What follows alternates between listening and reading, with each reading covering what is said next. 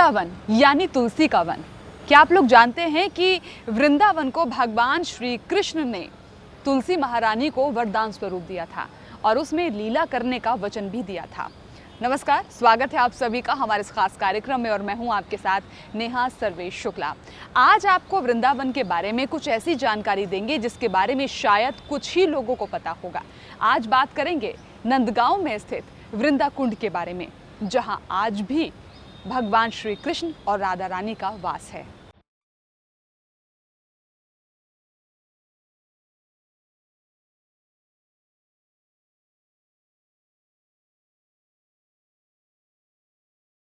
Vrindavan so one नहीं, नंद गांव सो गांव, बंशी वट सो वट नहीं, कृष्ण नाम सो नाम। वृंदावन, जहां की लताएं, जहां का कण कण आज भी कृष्ण और राधा का नाम जपता रहता है।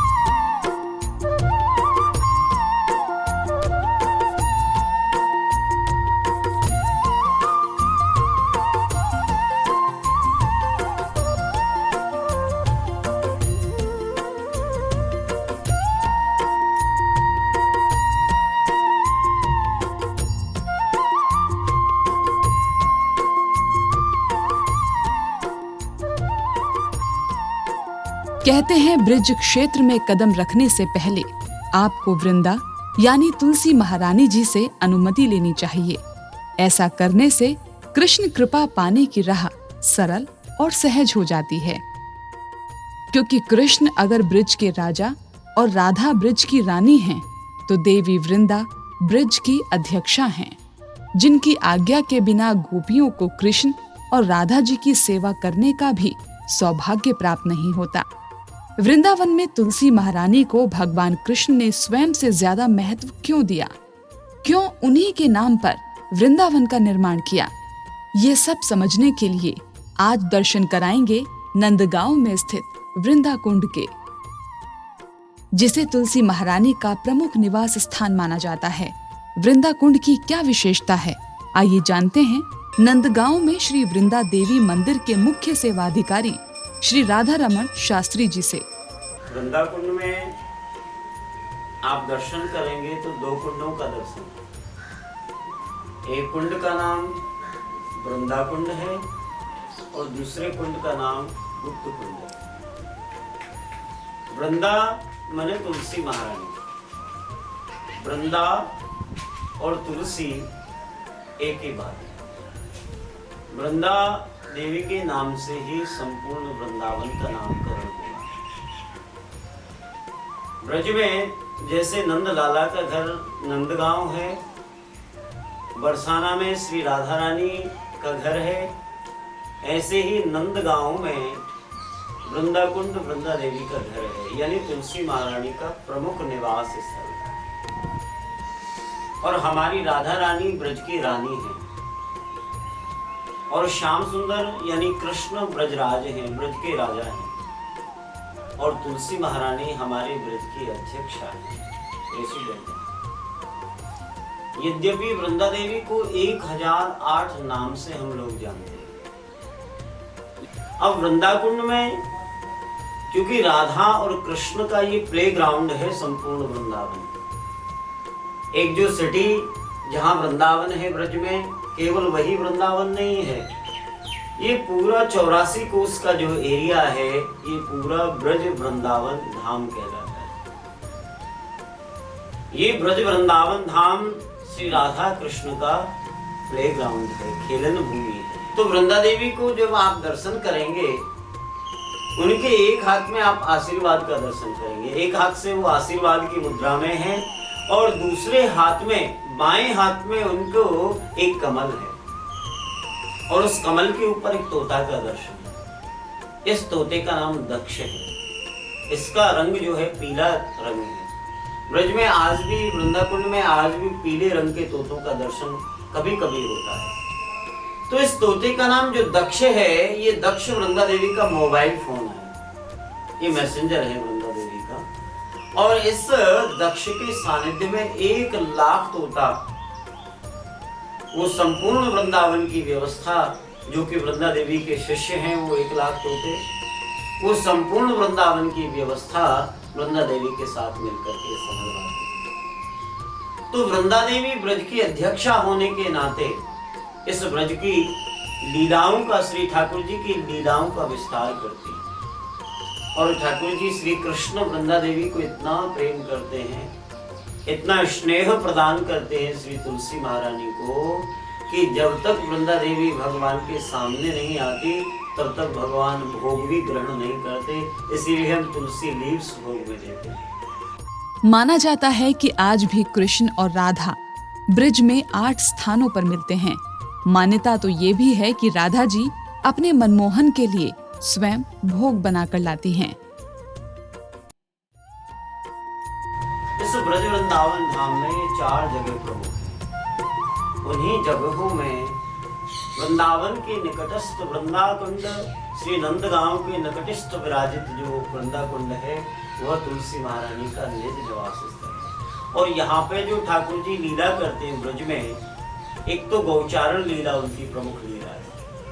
उसी गौचारण लीला में श्री ठाकुर जी राधा रानी से 8 जगह नित्य मिलन करते हैं, जिसको हम योगपीठ बोलते हैं।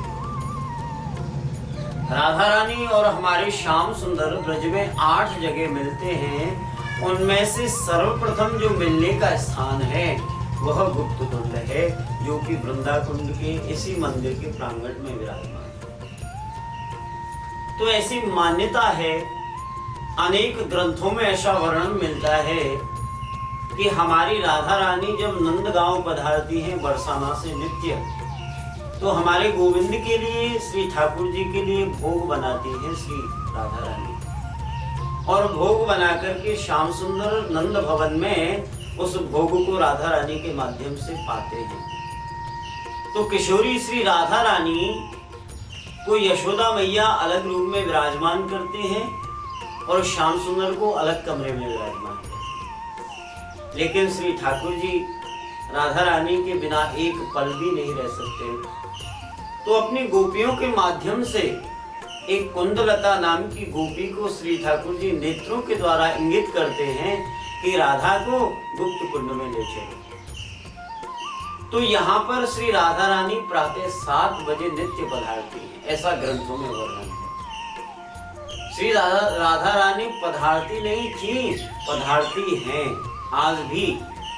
तो प्रातः 7 बजे से लगभग 8:30 बजे का ये टाइम होता है, जिसमें श्री राधा रानी इधर वृंदा कुंड और गुप्त कुंड में विराजमान होती है, नित्य आती है।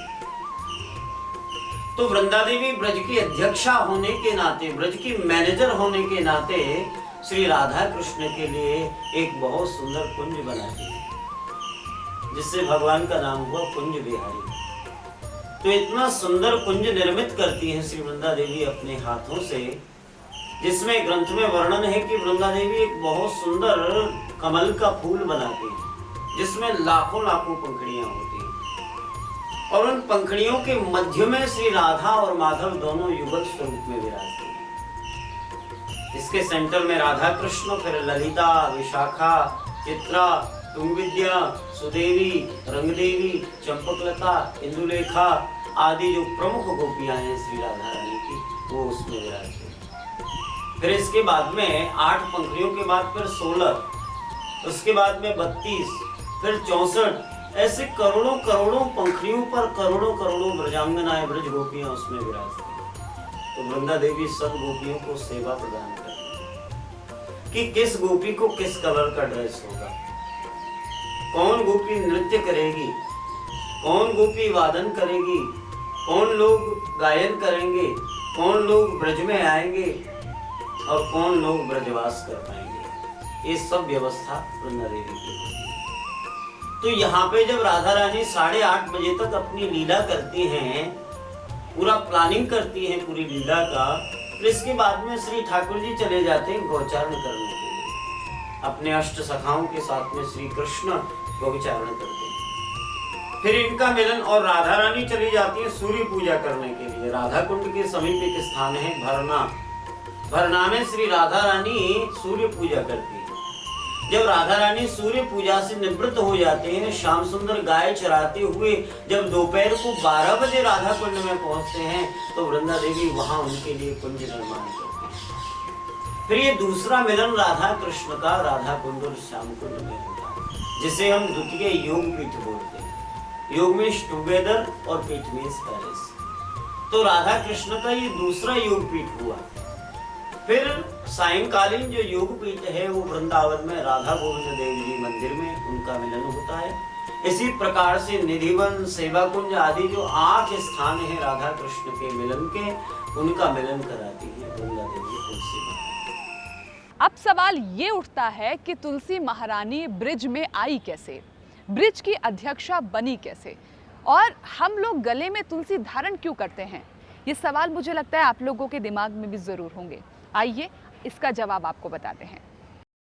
नारायण की भक्त एक पतिव्रता राजकुमारी थी वृंदा, जिसके पति ठीक उसके विपरीत थे, अर्थात उसे ईश्वर की आराधना करना तो दूर, नाम लेना तक पसंद नहीं था।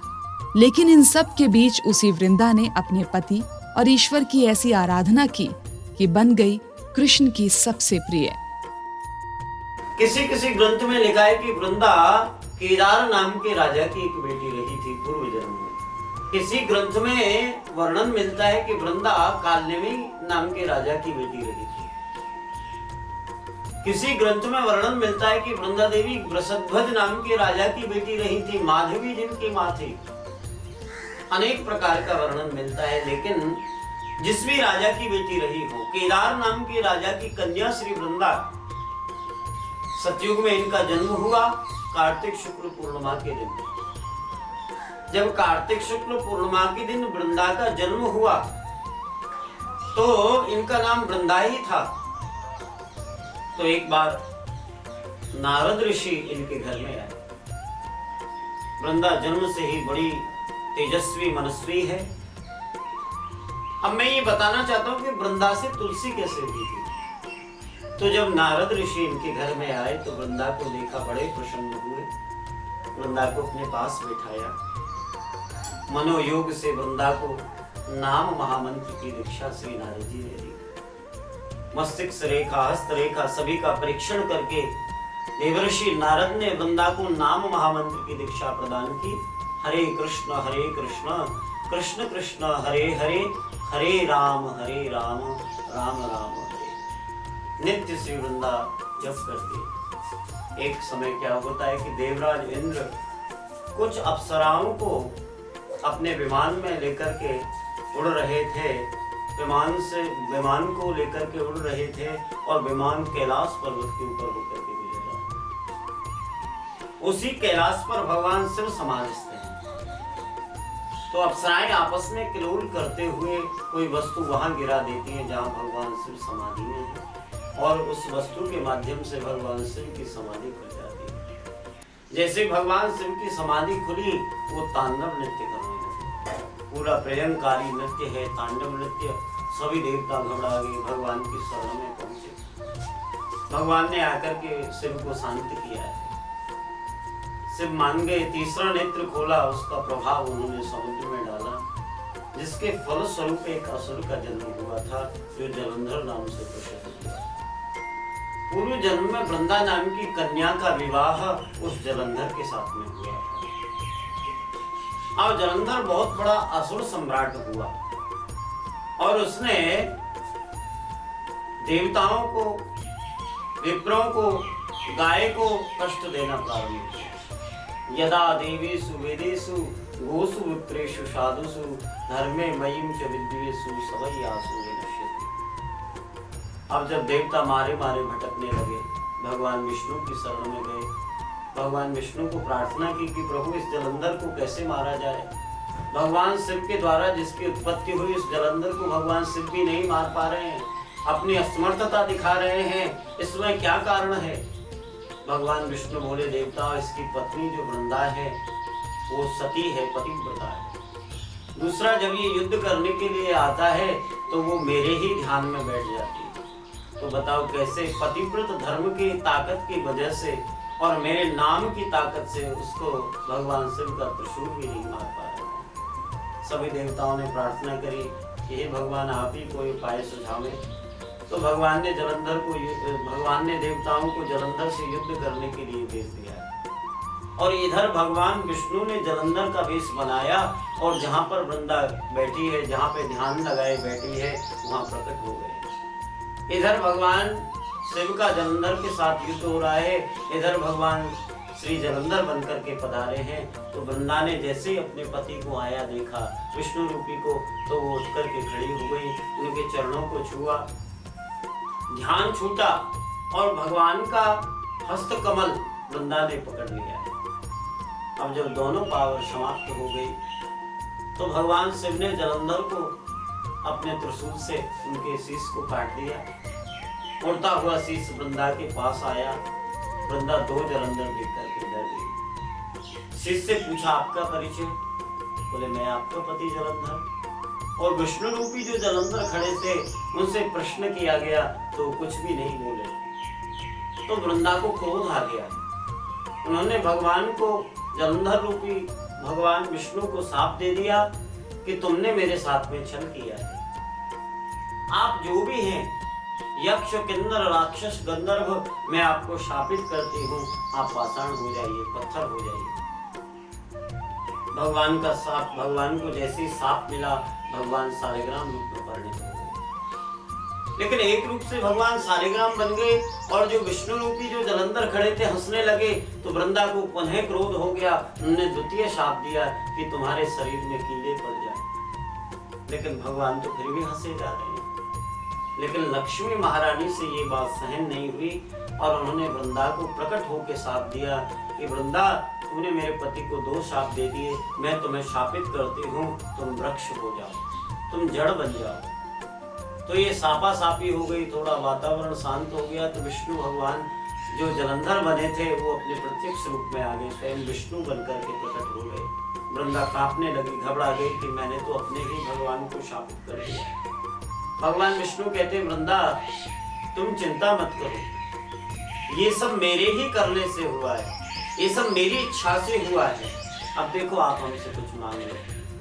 हम आपकी पूजा से इतने प्रसन्न हैं, हम आपकी भक्ति से इतने प्रसन्न हैं कि हम आपको कुछ देना चाहते हैं। लेकिन वृंदा कहती है कि हे भगवान, आपको पा लेने के बाद यदि जीव कुछ मांगने की इच्छा करता है तो वो तो घाटे में रहता है। प्रभु क्या मांगू आपसे?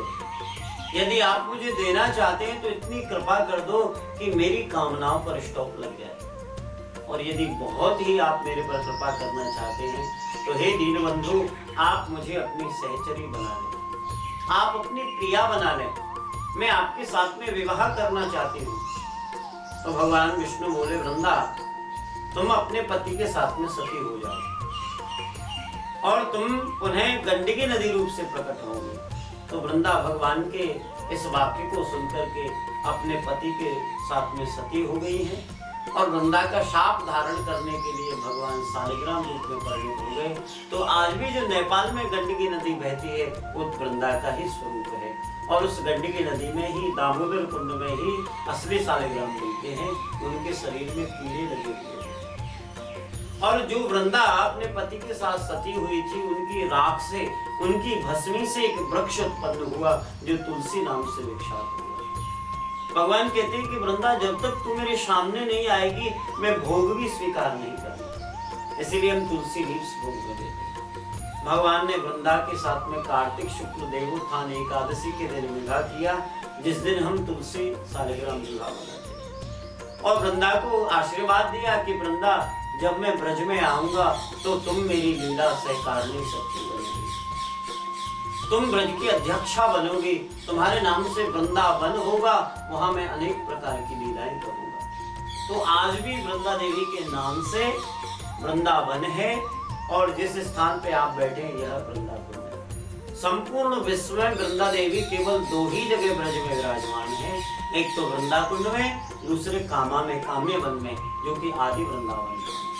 अगर आप वृंदावन जाते हैं तो वृंदा कुंड के दर्शन अवश्य कीजिएगा, जहां आज भी आपको राधा कृष्ण के पावन मिलन का दिव्य अनुभव प्राप्त होगा। आज के लिए बस इतना ही। नमस्कार।